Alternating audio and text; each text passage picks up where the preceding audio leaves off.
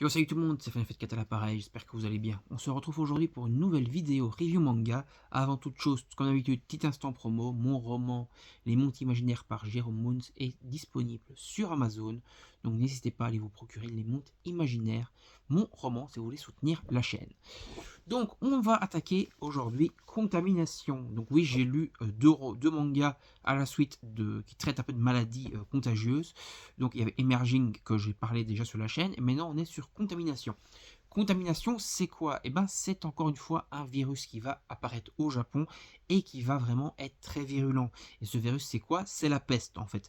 Donc, en fait, c'est un peu une imagination. Qu'est-ce qui se passerait si la peste reviendrait dans le monde? On apprend beaucoup de trucs également sur la peste dans le manga. Et donc, par exemple, on apprend qu'il y a eu 3 grosses épidémies de peste au cours du millénaire passé. Et donc, qu'est-ce qui se serait passé si une nouvelle épidémie de peste venait à arriver de nos jours? Et donc, on va se retrouver à suivre un médecin qui va essayer par tous les moyens d'endiguer cette maladie. Donc, la maladie, on va se retrouver après avec des confinements, des quarantaines, etc., un peu comme il y a eu avec le Covid.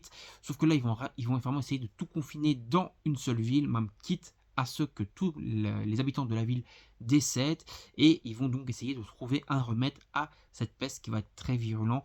Le manga est quand même très triste parce que du coup c'est la peste, donc forcément il y a beaucoup de morts, et donc parfois il y a des personnages auxquels on s'attache un peu qui décèdent très peu de temps après, ou des personnages qu'on suit tout le long de la série qui tombent malades, et donc on ne sait pas vraiment s'ils vont survivre, s'ils vont pas survivre, etc. Et donc c'est vraiment très bien écrit, très bien narré. Il y a pas mal de petits sauts temporels par contre qui sont parfois un peu compliqués à comprendre. Donc parfois on va sauter dans le passé, on va se rendre compte, on va un peu parler, voir le première personne qui est contaminée, et donc on va se retrouver dans le passé, puis d'un coup on ressaute dans le présent, et en fait après on se dit ah oui mais en fait c'était dans le passé ça. Et donc parfois il faut un peu réfléchir quand même sur l'histoire, mais franchement c'est très sympa. Après comme je vous dis c'est trash, hein, donc c'est une saloperie la peste. Donc tout le monde connaît je pense un peu la peste de nom. Donc voilà, c'est une belle saloperie qui a quand même tué des millions et des millions de personnes déjà par le passé.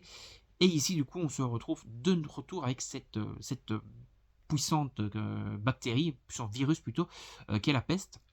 Le seul truc maintenant, c'est qu'en fait, avec la technologie de maintenant, pas comme il y a fait 1000 ans, quoi. Donc on se retrouve avec la technologie de maintenant. Et donc, est-ce qu'avec cette technologie, on va réussir à vaincre ce virus, etc. Et c'est tout le sel qu'il y a donc dans ce manga-là. Et franchement, c'est bien dessiné également, je vais vous montrer.